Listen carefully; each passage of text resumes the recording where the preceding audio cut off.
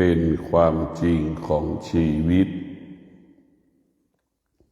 ธรรมะเป็นความจริงของโลกธรรมะเป็นความจริงของมนุษย์และสัตว์ตลอดจนถึงสิ่งไม่มีชีวิตธรรมะจึงมีบทบาทต่อสิ่งที่มีชีวิตและไม่มีชีวิตเพราะมนุษย์เกิดมาต้องพึ่งพาอาศัยสิ่งที่มีชีวิตและไม่มีชีวิตเป็นสิ่งที่เกื้อกูลซึ่งกันและกันดังคำว่าอวัยวะของเรามีความสำคัญเสมอเหมือนกันหมดฉันใดสิ่งมีชีวิตไม่มีชีวิตก็มีความสำคัญเสมอดังชีวิตของเราสิ่งไม่มีชีวิตสิ่งมีชีวิตได้แก่แม่น้ำป่าไม้ภูเขาอากาศสิ่งเหล่านี้มนุษย์ก็อาศัยอยู่กับสิ่งเหล่านี้สัตว์ก็อาศัยสิ่งเหล่านี้ในการมีชีวิตอยู่แต่ละวันพวกเราทั้งหลายพระพุทธเจ้าเป็นผู้ที่ชาญฉลาดจึงเห็นความสำคัญแม่น้ำป่าไม้ภูเขาอากาศตลอดถึงมนุษย์และสัตว์ต้องพึ่งพาสิ่งเหล่านี้ต้องอาศัยสิ่งเหล่านี้พระพุทธเจ้าจึงได้ทรงบัญญัติหลักศีลห้าข้อที่หนึ่งพวกเราทั้งหลายหลักศีลห้าข้อที่หนึ่งมันว่าด้วยการจัดการบริหารสิ่งแวดล้อมนะพวกเรานี่สิ่งแวดล้อมนี่ให้สิ่งแวดล้อมมันดีเราจะเป็นต้องใช้สิ่งแวดล้อมเช่นคนรักษาศีลเนี่ยก็สิ่งแวดล้อมที่มันดีงามมากเป็นสิ่งแวดล้อมที่งดงามถ้าเราล่วงละเมิดศีลอยู่กับสิ่งแวดล้อมที่ไม่ดีเราอยู่กับคนที่มีสมาธิก็เป็นสิ่งแวดล้อมที่ดีเราอยู่กับคนที่ไม่มีสมาธิเป็นสิ่งแวดล้อมที่ไม่ดีแต่พวกเราทั้งหลาย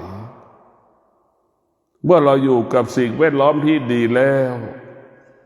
จะทำให้กายเราใจเรามีความสุขให้กายให้จิตเรามีความสงบสุขในพวกเราต้องพิจารณาชีวิตของเรานั้นต้องอาศัยสิ่งอื่นๆนอกจากเราอาศัยธรรมแล้วก็ต้องอาศัยธรรมต้องอาศัยธรรมชาติถ้าอากาศเป็นพิษเราก็ไม่สามารถมีชีวิตอยู่ได้เราก็ไม่สามารถจะเรียนรู้ธรรมได้เราก็ไม่สามารถจะเข้าถึงธรรมได้ดังคำว่าเจ็บป่วยเป็นอุปสรรคปัญหาต่อการปฏิบัติธรรมของเราถามว่าปฏิบัติธรรมได้ไหมมันก็ได้แต่มันไม่สะดวกในการปฏิบัติธรรมทั้งที่มันจะได้100มันก็ได้เหลือ70ได้70% 50% อย่างนี้แต่ท่านทั้งหลายธรรมะของพระพุทธเจ้าเนี่ย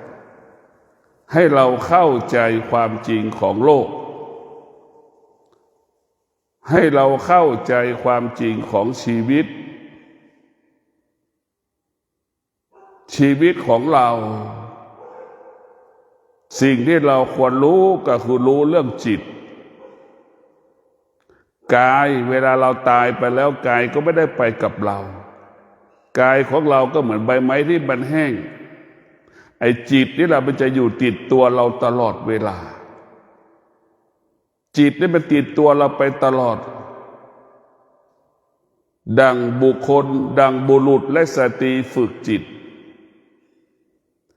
บุรุษสตรีที่ฝึกจิตของบุรุษสตรีผู้นั้นก็อยู่เหนือความแก่ความเจ็บความตาย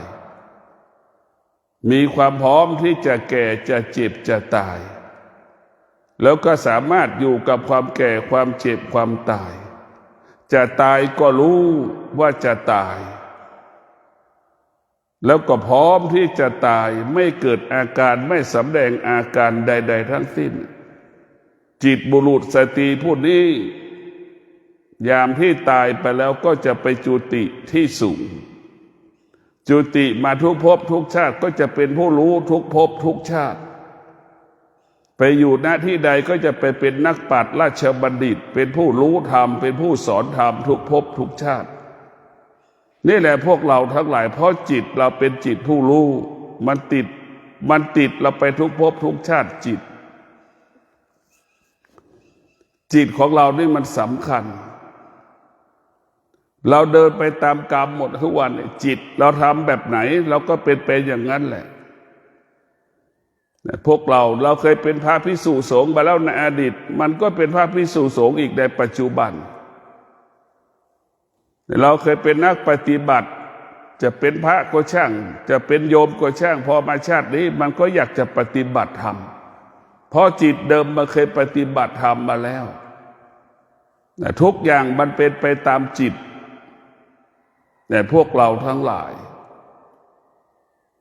จิตนี้สำคัญที่สุดส่วนมากจิตไม่ได้บุรุษสตรีที่ไม่ได้ฝึกจิตก็จะกลัวแก่กลัวเจ็บกลัวตายไม่พร้อมรับรู้เรื่องความแก่ความเจ็บความตายไม่พร้อมที่จะรับรู้เรื่องเกิดแก่เจ็บตายนี่แหละคือบุรุษสตรีไม่ได้ฝึกจิตไม่พร้อมที่จะแก่ไม่พร้อมที่จะเจ็บไม่พร้อมที่จะตายก็ยังไม่ยอมรับความตายเมื่อตายไปแล้วจึงตกต่ำก็คือจิตก็เกิดไปเป็นคนยากจนเห็นไหมเนี่ยพวกเราทั้งหลายเราฝึกจิตเนี่ย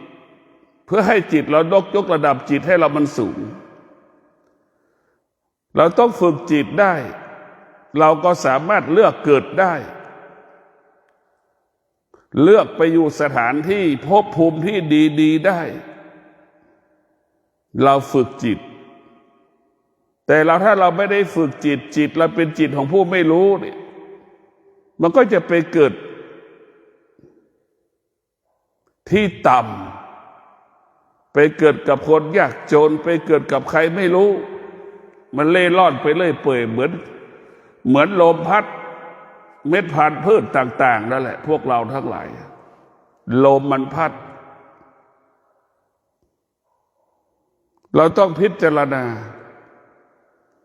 ถ้าจิตบุรุษสตรีไม่ได้ฝึกจิตนั้นจะเป็นจิตผู้ไม่รู้ทุกภพทุกชาติ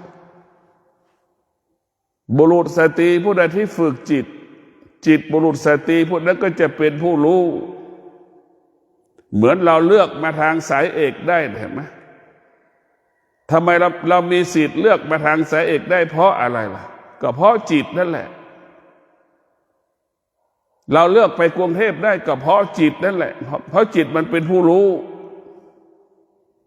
ถ้าจิตมันเป็นผู้ไม่รู้มันไม่สามารถมาถึงทางสายเอกได้เช่นเดียวกันเราก็เลือกแม้กระทั่งเลือกแก่เราจะแก่แบบไหนเราก็เลือกได้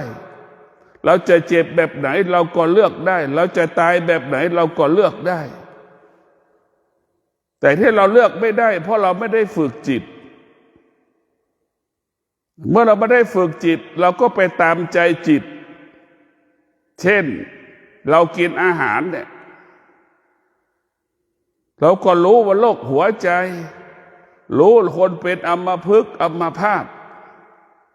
เรารู้กินเกิดจากการกินน้ำมันหัวใจตีบตันอย่างนี้โรคหัวใจก็เกิดจากกินน้ำมันอย่างนี้เราสามารถเลือกได้ว่าเราจะเป็นโรคชนิดใดเราจะป่วยได้โรคอันใดเราสามารถเลือกเราไม่สามารถจะเป็นโรคนี้ได้เราก็เลือกได้แล้วก็งดการกินน้ำมัน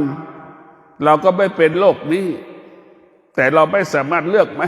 ให้ตายเลือกไม่ได้มันต้องตายแต่เรามีสิทธิ์หมดแต่ที่เราเลือก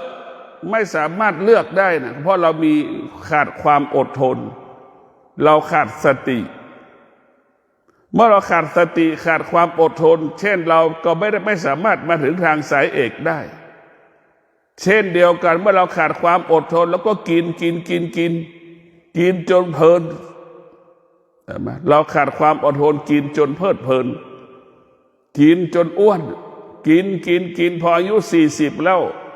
ร่างกายมันก็สำแดงอาการแต่พวกเราทั้งหลายร่างกายมันสำแดงอาการเบาหวานความดันจะเริ่มมาแล้วพวกเราทั้งหลายการฝึกจิตนี่สำคัญเลือกเกิดได้เลือกตายได้เลือกแก่ได้เลือกเจ็บได้ถ้าเรามีสติถ้าเรามีปัญญานี่ให้เรารู้ความจริงตามความเป็นจริงเราก็อาศัยหมอมันก็บอกแล้วสาเหตุการเป็นโรคหัวใจเพราะเรากินน้ำมันสาเหตุให้เป็นโรคหัวใจเนี่ยเพราะเรากินเนื้อหมูน้ำมันอาหารที่ปรุงอาหารมาตลอดเวลาหัวใจตีบตันก็เพราะเรากินน้ำมันนี่แหละคนเป็นอัมพฤกษ์อัมพาต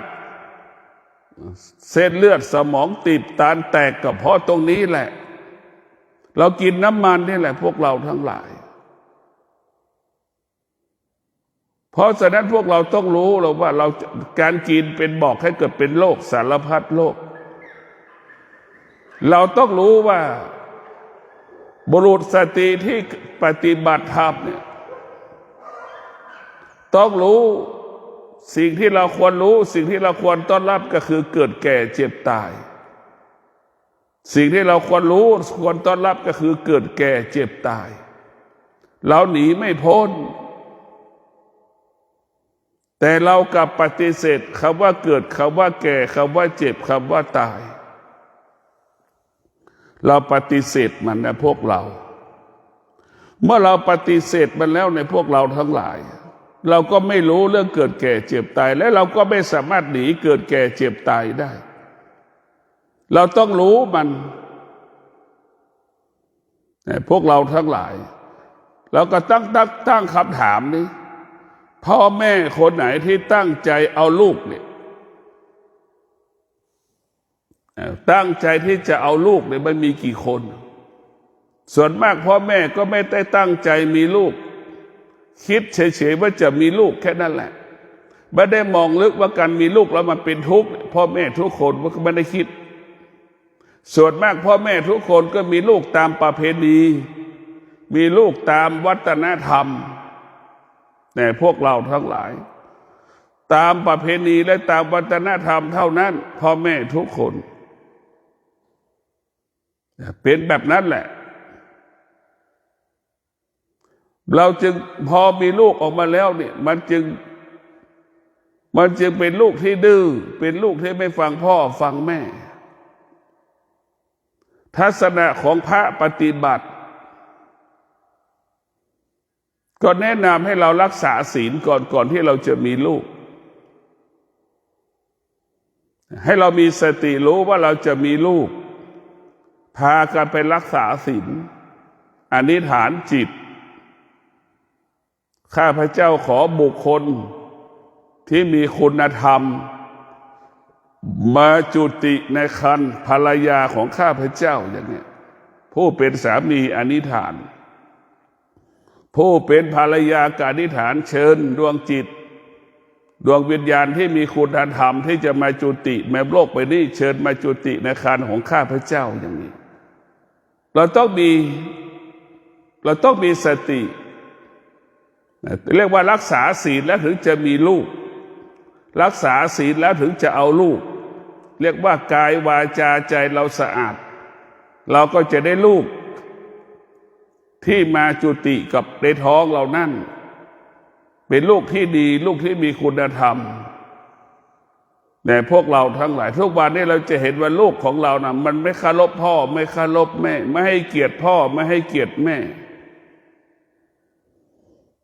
ก็เพราะลูกเป็นเพราะเราไม่ได้เอาลูกได้ทำเราไปเอาลูกของเราด้วยอารมณ์ของเราสำคัญที่สุดเราปาลูกด้วยอารมณ์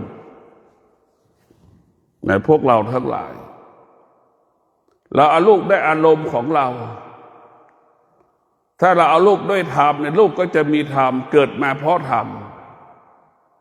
เราจะสังเกตได้ลูกบางคนได้ฉลาดมาตั้งแต่เกิด ฉลาดมาตั้งแต่เกิดมาแล้วไม่ต้องอบรมไม่ต้องสั่งสอนนั่นแหละลูกของคนนี้สภาพจิตเนี่ยมันเกิดมาแล้วในอดีตมันปฏิบัติธรรมประพฤติธรรมฝึกฝนอบรมจิตมาแล้วในอดีตลูกอีกคนหนึ่งเกิดมาแล้วบอกแล้วบอกอีกสั่งสอนแล้วสั่งสอนอีกมันยังไม่เอาไม่มีการพัฒนาตัวเองเลยในพวกเราทั้งหลาย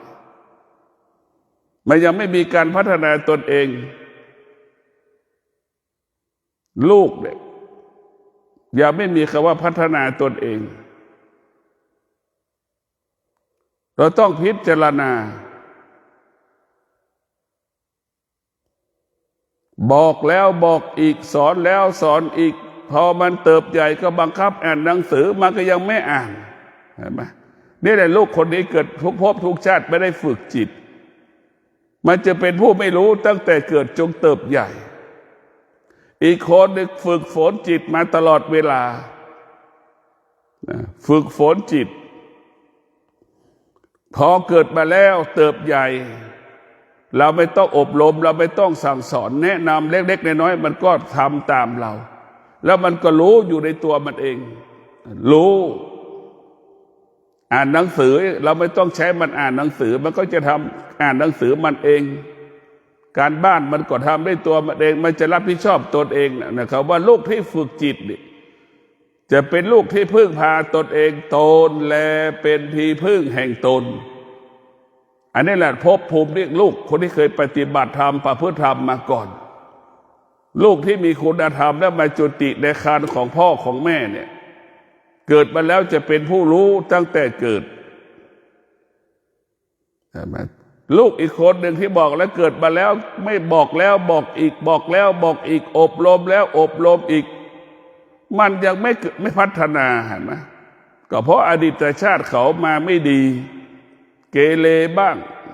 เกิดมาชาตินี้มันยังเกเรอยู่นี่แหละพวกเราทั้งหลายต้องมีสติเราต้องอยู่ว่าบุรุษสติที่ฝึกฝนจิตจึงรู้ความจริงเห็นความจริงเช่นการมีลูกแล้วก็เป็นทุกข์อย่างเงี้ยมีลูกแล้วเป็นทุกข์มีลูกแล้วเป็นภาระมีลูกแล้วลูกสร้างปัญหาอย่างเงี้ย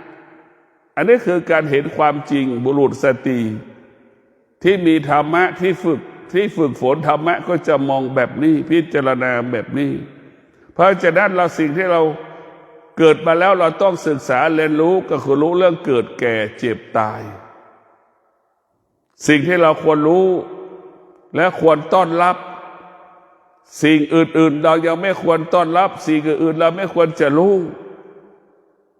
สิ่งที่เราควรรู้เนี่ยคือเกิดแก่เจ็บตายเนี่ยมันเป็นสมบัติของเรามันเป็นสมบัติของเราเราไม่เคยใส่ใจสมบัติของเราเรากลับไปสนใจใส่ใจสมบัตินอกกายเกิดแก่เจ็บตายเป็นสมบัติที่อยู่ในกายของเราแต่เราไปสนใจมันตอนไหนตอนที่มันเป็นเบาหวานไปให้ความสำคัญมาแล้วคำว่าแก่ใช่ไหมพวกเราทั้งหลายความแก่เวลามันป่วยมาให้ความสำคัญตอนที่มันป่วยถูกมะเร็งกินแล้วโรคมะเร็งขโมยไปแล้วพอเป็นมะเร็งโรคมะเร็งก็ขโมยไปแล้วเราไปสนใจตอนนั้นแหละมันไม่ทันแล้วเราต้องพิจารณาเรามีสติที่จะรักษากายของเราพวกเราทั้งหลายเราต้องกลับมาพิจารณาจิตนั้นมันไปพร้อมกับเราทุกภพทุกชาตินะดังพระพุทธเจ้าได้เคยฝึกจิตแม้กระทั่งพระพุทธเจ้าเป็นสัตว์เดรัจฉานเป็นหมาอย่างเงี้ยเป็นสุนัขก็เป็นสุนัขแสนรู้ทางเหนือเราก็เรียกว่าหมาขนคำหมาแสนรู้แหละไปอยู่ที่ไหนก็เป็นประโยชน์เกิดประโยชน์ต่อเจ้าของที่เลี้ยงจนถึงที่สุดก็เป็นที่รักของเจ้าของก็เลี้ยงอย่างดีอยู่ดีกินดีเป็นที่รักของเจ้าของเห็นไหมหมาขนคำตัวนี้ ก็ปกป้องผลประโยชน์ของเจ้าของที่เลี้ยงเห็นไหมอันนี้แหละพวกเราทั้งหลายพุทธเจ้าชาติหนึ่งกลายเป็นสัตว์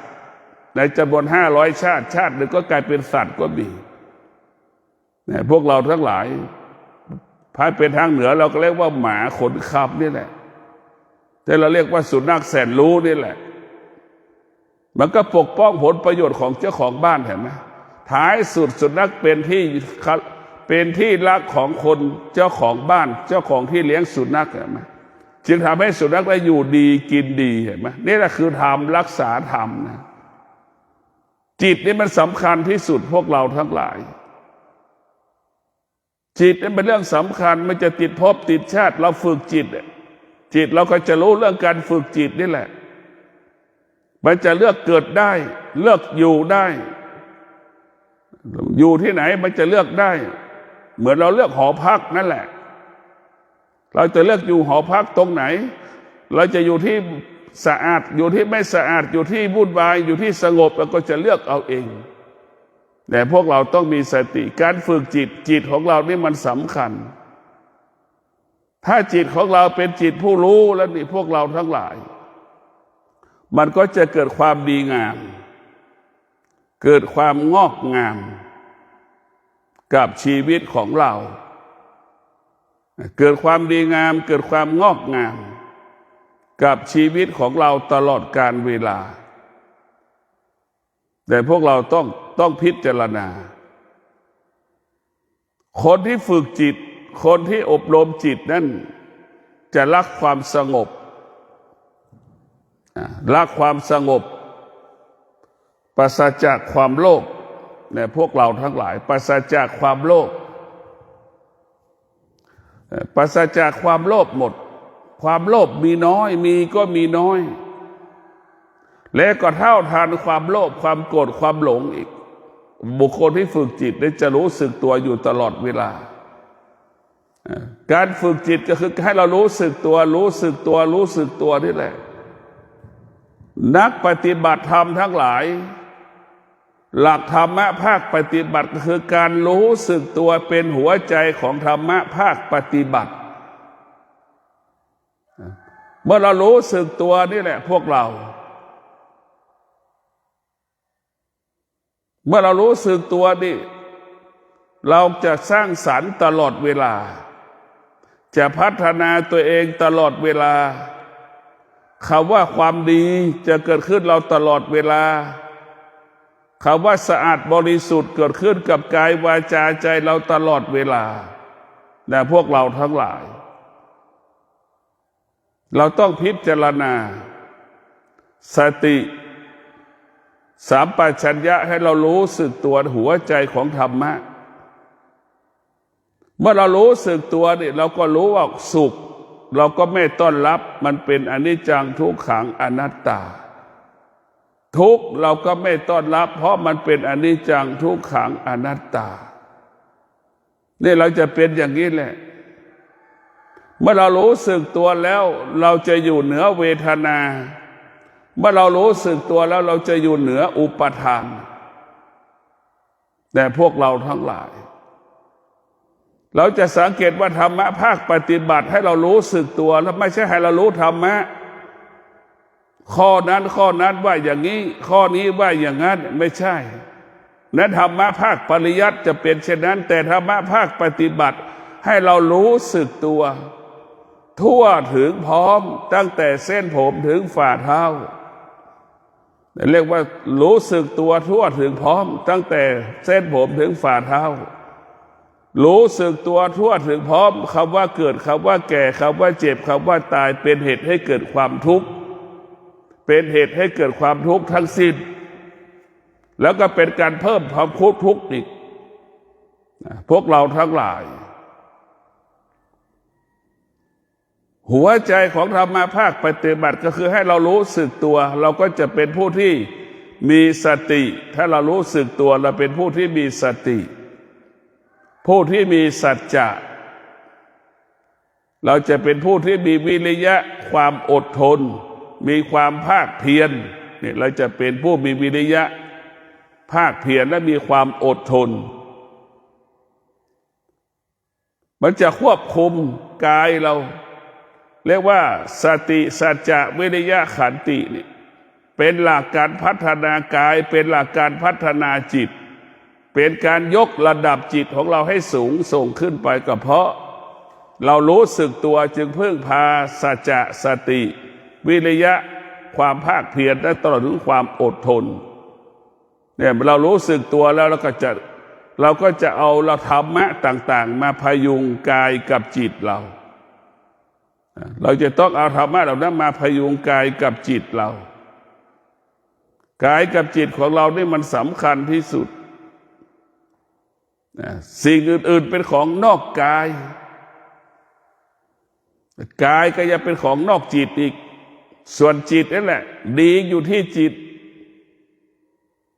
ทำดีด้วยจิตเราระลึกถึงมีสติรู้สึกตัวมีสติรู้สึกตัวเนี่ยพวกเราต้องมีสติรู้สึกตัวมันก็จะมุ่งมั่นบำเพ็ญเพียรจนให้มันบรรลุธรรมเห็นธรรมเข้าถึงธรรมให้ได้เนี่ยถ้าเรารู้สึกตัวเนี่ยเหมือนคนยากจนน่ะรู้สึกตัวว่ายากจนแต่คนยากจนครอบครัวที่ยากจนเขาก็มีสติที่จะอดทนวิริยะภาคเพียรจนถึงที่สุดสติที่รู้สึกตัวแล้วก็ใช้ความอดทนใช้วิริยะภาคเพียรจงทำให้คนยากจนครอบครัวยากจนมีกินเหลือกินดั่งพี่น้องไทยใหญ่ของเราเห็นไหมออกจากประเทศรัฐฉานมาออกจากพม่ามานี่มีแต่เสื้อติดตัวไม่มีหมอนไม่มีมุ้งมีแต่ตัวเราจะสังเกตพี่น้องไทยใหญ่นะ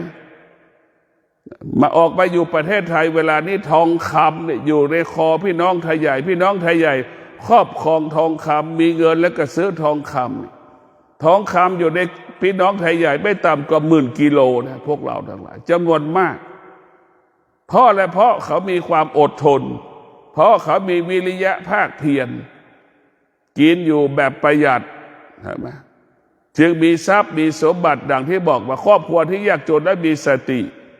จึงทำให้เรามีกินมีเก็บมีออมเหลือแบ่งปันและเราจะสังเกตได้พวกเราต้องพิจารณาว่าการมีสติรู้สึกตัวนี่แหละมันจะใช้ความอดทนใช้วิริยะภาคเพียรในการพัฒนาแก้ปัญหายกระดับจิตของเราแต่พวกเราต้องมีสติในการดำเนินชีวิตเรามีสติในการพิจารณาพวกเราต้องมีสติอยู่ตลอดเวลาสิ่งที่สำคัญที่สุดก็คือการฝึกจิตเมื่อจิตของเราได้รับการฝึกฝนจิตของเราก็จะเป็นจิตผู้รู้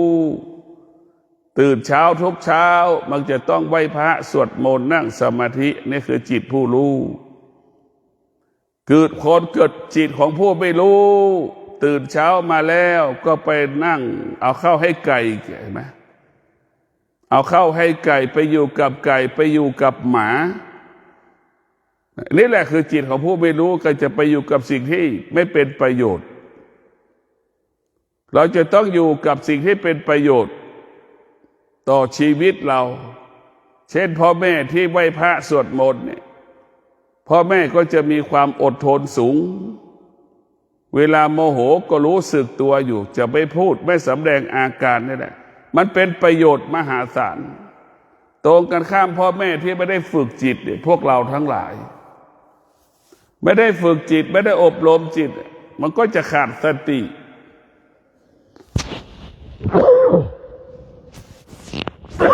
ขาดสติโมโหก็รุนแรงโมโหก็ง่ายขาดสติเนี่ยพวกเราทั้งหลายเมื่อเราขาดสติแล้วมันก็รุนแรงขึ้นมาทันที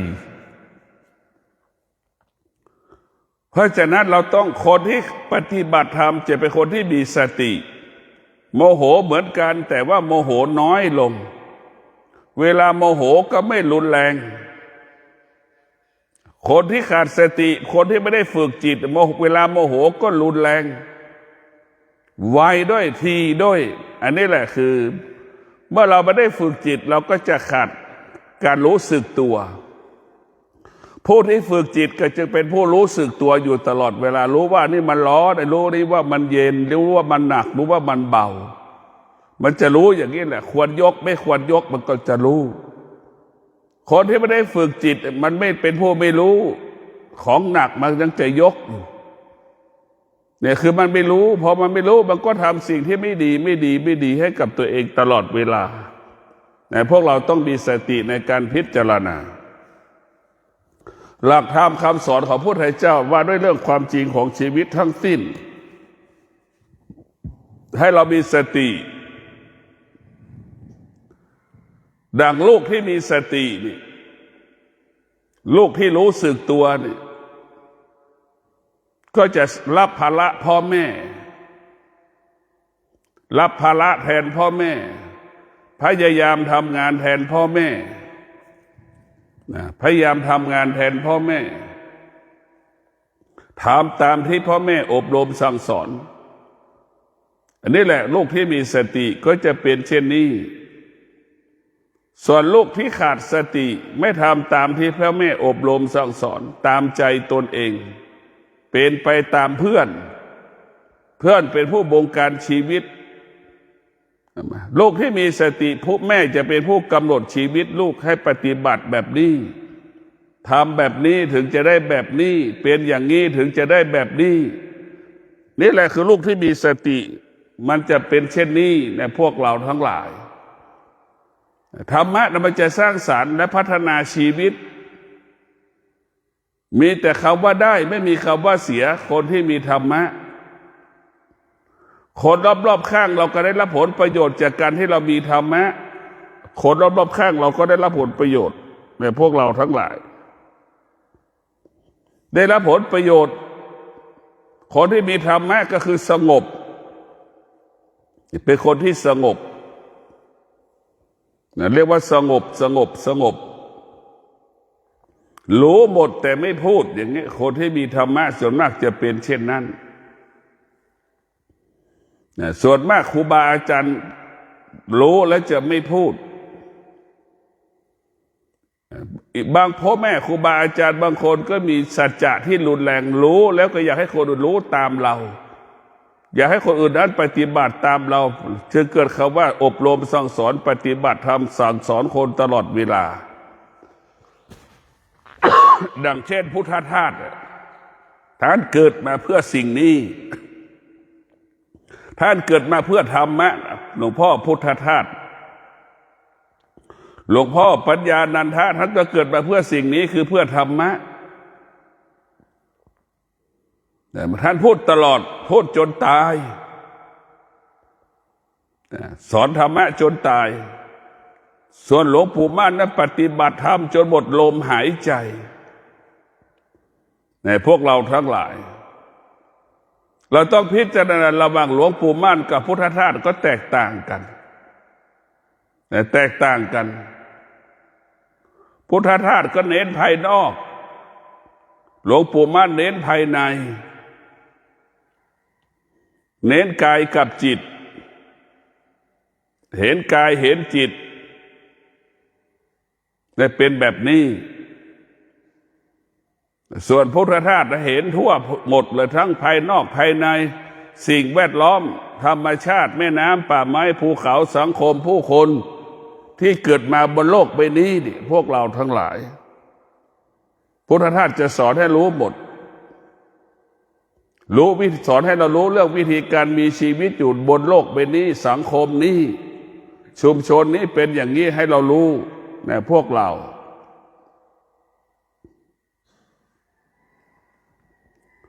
บุคคลที่ฝึกฝนจิตอบรมจิตก็จะมุ่งมั่นที่สร้างความดีงามให้กับตนเองสร้างความดีงามให้กับครอบครัวของตนเองสร้างความดีงามให้กับชุมชนของตนเองนี่แหละคือคนที่มีสติคนที่มีธรรมะจะอยู่ในความดีอยู่ตลอดเวลาเรียกว่ากาย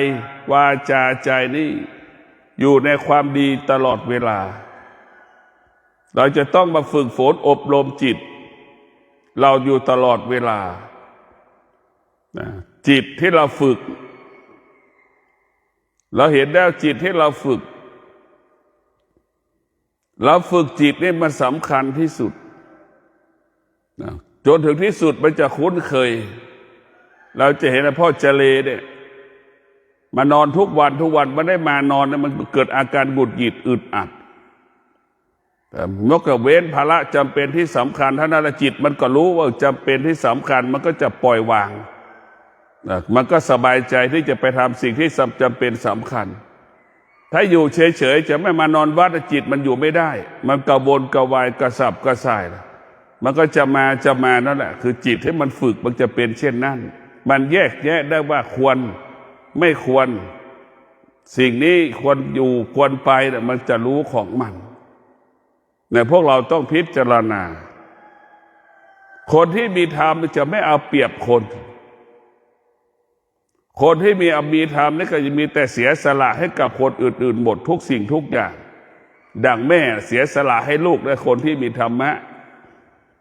คนที่มีธรรมะยิ่งใหญ่กว่าพ่อแม่อีกก็เสียสละต่างๆให้กับประเทศชาติบ้านเมืองของเราแต่พวกเราทั้งหลายคนเสียธรรมะเราจะเห็นมหาตมะคันธีเนี่ยเขามีธรรมะมหาตมะคันธีเป็นนักต่อสู้เนี่ยต่อสู้ด้วยสันติวิธีด้วยความสงบจนถึงที่สุดจึงเกิดคำว่าชนะสำเร็จนะพวกเราทั้งหลายสงบเท่านั้นมหาตมะคันธีใช้ความสงบในการต่อสู้เพราะฉะนั้นคนที่มีธรรมะเนี่ยจะต่อสู้กับความไม่ถูกต้องที่เกิดขึ้นที่กายที่จิตคนที่มีธรรมะจะฝึกกายฝึกจิตให้กายกับจิตของเรานี่เกิดประโยชน์เป็นประโยชน์ต่อสังคมต่อผู้คนต่อชุมชนนั่นต่อหมู่บ้านที่เราอยู่ต่อครอบครัวที่เราเป็นอยู่ให้มันเกิดคำว่าเจริญรุ่งเรืองงอกงามนี่คือคนที่มีธรรมะในพวกเราทั้งหลายธรรมะได้สำคัญคนที่มีธรรมกับคนที่ไม่มีธรรมก็ย่อมแตกต่างกันดังที่บอกว่าคนที่มีสมาธิกับคนที่ไม่มีสมาธิย่อมแตกต่างกันเลย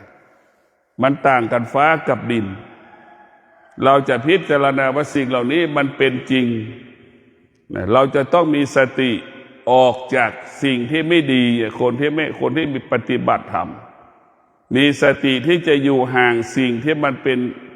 อาธรรมอกุศลนี่แหละพวกเราทั้งหลายพิจารณาธรรมะของพระพุทธเจ้าให้เราสะอาดและบริสุทธิ์ทุกวันเมื่อกายเราสะอาดบริสุทธิ์ทุกวันนั่นแหละแกนของธรรมมันจะเกิดตรงนี้แหละสาระของธรรมมันก็จะเกิดตรงนี้แหละพวกเราทั้งหลายสะอาดบริสุทธิ์เหมือนกระจกที่มันใสมันก็เห็นแต่กายเห็นธรรมง่ายเข้าถึงธรรมก็ง่ายทำอะไรก็สะดวกคำว่าบริสุทธิ์ก็เหมือนน้ำแข็งนั่นแหละพวกเราทั้งหลายเหมือนน้ำแข็งนะธรรมะที่เราปฏิบัติมันก็สะสมจนกลายเป็นน้ำแข็งที่เป็นก้อนนั่นแหละพวกบรรลุธรรมก็เป็นอย่างนั้นแหละพวกเราทั้งหลายธรรมที่เรารู้มันจะสะสมสั่งสมกลายเป็นก้อนน้ำแข็งนะใสเห็นไหมพวกเราทั้งหลายเอาฝ่ามือไว้ใต้ก้อนน้ำแข็งจะเห็นฝ่ามืออยู่นั่นแหละคือการปฏิบัติธรรมเราต้องสะสมสั่งสมเหมือนก้อนน้ำแข็งธรรมะของพระพุทธเจ้านี่มันต้องทำด้วยกายวาจาใจตลอดเวลากายเราสะอาดใจเราสะอาดวาจาเราสะอาดทุกวันหมดจดทุกวันนี่แหละเหมือนน้ำที่เราดื่มนี่แหละคือธรรมะพระพุทธเจ้าเราจะเห็นว่าพ่อแม่ครูบาอาจารย์นั้นจะไม่พูดเรื่องนิพพานเป็นเรื่องอนาคตไอ้เรื่องความบริสุทธิ์เป็นเรื่องปัจจุบันนี่สำคัญที่สุดเราจะต้องให้กายวาจาใจเราบริสุทธิ์ทุกวันคำว่าบริสุทธิ์ทุกวันนี่ที่สุดมันจะกลายเป็นก้อนน้ำแข็งนะนั่นแหละเหมือนก้อนน้ำแข็งนั่นแหละ ก้อนน้ำแข็งกว่าจะเป็นน้ำแข็งมันต้องสะสมใช้เวลาการปฏิบัติธรรมประพฤติธรรมของเราก็เหมือนกันต้องสะสมสั่งสมมันต้องใช้เวลาเมื่อมันใช้เวลาแล้วมันก็พอถึงเวลาแล้วมันก็เป็นก้อนน้ำแข็งเห็นไหมสะสมสั่งสมไปเรื่อยๆเรื่อยๆเรื่อยๆเรื่อยๆนี่แหละเมื่อกายเราสะสมความดีงามจิตเราสะสมความดีงามกายวาจาใจเราสะอาดบริสุทธิ์หมดจดผ่องใสนั่นแหละธรรมะมันก็จะเกิดขึ้นตรงนี้แก่นของธรรมก็จะเกิดขึ้นตรงนี้ถ้ากายวาจาใจเราไม่สะอาดไม่บริสุทธิ์ไม่หมดจดผ่องใสนี่พวกเราทั้งหลายเราปฏิบัติธรรมก็ไม่เกิดเหมือนเราไปปลูกเม็ดพันธุ์พืชโดยไม่ถางหญ้านั่นแหละเม็ดพันธุ์พืชมันก็ไม่เกิดหญ้าทั้งหลายก็คือกิเลสตัณหาราคะถ้ากายเราไม่สงบมันก็ไม่มีทางที่จะบรรลุธรรมเห็นธรรมกายวาจาใจเราไม่บริสุทธิ์ก็ไม่มีโอกาสได้บรรลุธรรมเห็นธรรมได้แต่พวกเราทั้งหลายเราต้องพิจารณาทุกวันทุกวันทุกวันทุกวันเราถึงจะเห็นธรรม เราถึงจะเข้าถึงธรรมเราถึงจะได้อยู่กับธรรมได้ผู้ที่มีสติผู้ที่มีปัญญาจึงรู้ว่าธรรมะเป็นสมบัติของเราอยู่ในกายอยู่ในจิตของเราผู้ที่มีสติมีปัญญาจึงรู้ว่าสามีของเราภรรยาของเราเป็นของนอกกายผู้ที่มีสติผู้มีปัญญาจึงรู้ว่าลูกของเราเป็นของนอกกายพวกเราทั้งหลายต้องพิจารณาว่าผู้เป็นพ่อเป็นแม่ก็เป็นของนอกกายแต่สิ่งที่อยู่ในกายของเราก็คือสติสมาธิปัญญาเนี่ยอยู่ในกายทุกคนเมื่อคนทุกคนมีสติมีปัญญาคนทุกคนก็จะเห็นความจริงซึ่งกันและกันเมื่อเห็นความจริงซึ่งกันและกันก็ปฏิบัติตนตามความเป็นจริงความสงบสุขก็เกิดความสงบสุขก็เกิดสันติสุขก็เกิดนี่แหละพวกเราเมื่อคนทุกคนมีสติมีปัญญาแล้วจะเห็นความจริงและความจริงเหล่านั้นก็ปรากฏกับเราตลอดกาลเวลาความจริงก็คือความสงบนะเป็นสิ่งที่เราต้องการและปรารถนาคือความจริงแต่พวกเราทุกคนความวุ่นวายเนี่ยไม่มีใครต้องการไม่มีใครปรารถนาความวุ่นวายความทุกข์ไม่มีใครต้องการบัณฑิตทั้งหลายต้องการความสงบเนี่ยบัณฑิตต้องการความสงบสามัญชนต้องการความสุขเห็นไหม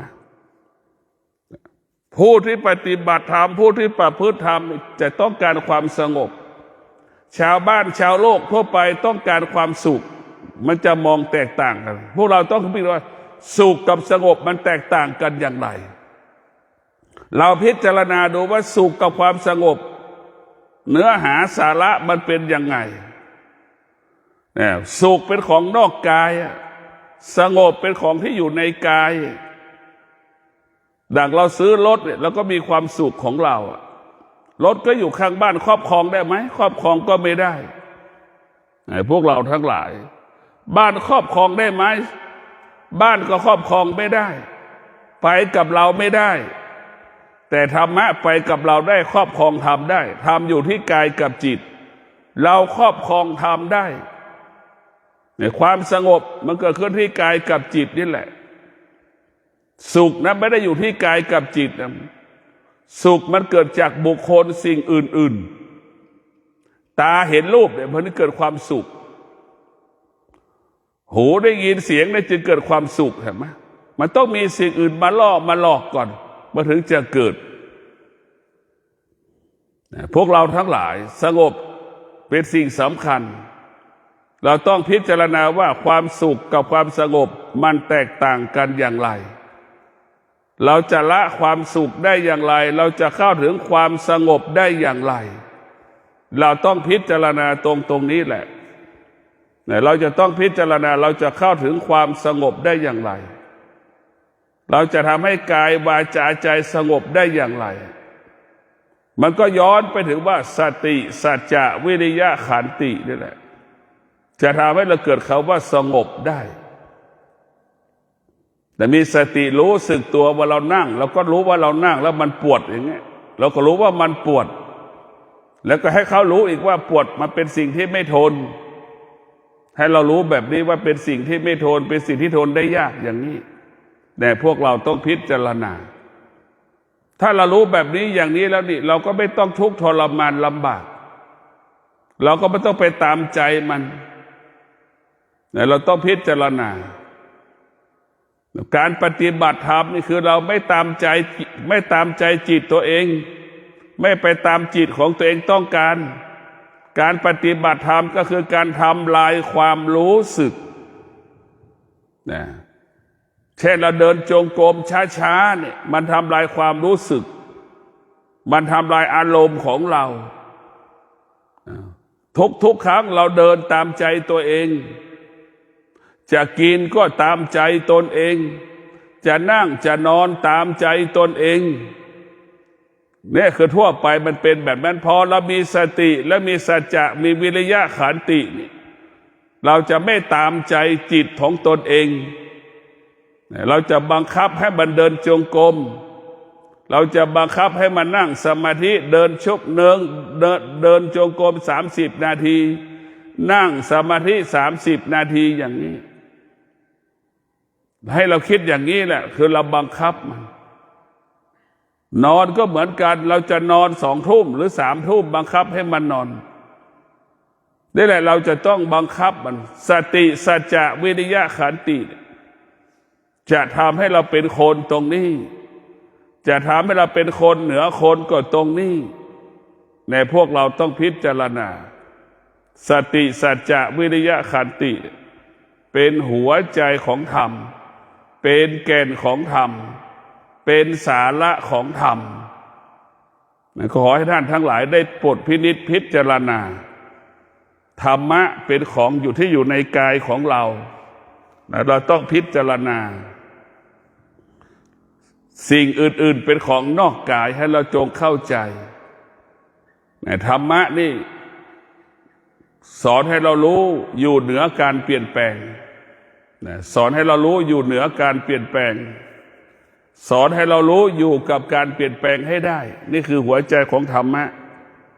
พวกเราต้องมีสติรู้ส่วนมากเราอยู่ภายใต้การเปลี่ยนแปลงอารมณ์ของตนเองอารมณ์ของบุคคลอื่นเห็นไหมอยู่ใต้ความคิดของตนเองอยู่ใต้ความคิดของบุคคลอื่นอยู่ใต้อำนาจความโลภความโกรธความหลงนี่คือธรรมชาติของมนุษย์แต่ถ้าเรามาฝึกฝนอบรมจิตใจของเราจะต้องอยู่เหนือความคิดตนเองอยู่เหนือความคิดของคนอื่นอยู่เหนือความรู้สึกของตนเองอยู่เหนือความรู้สึกของบุคคลอื่น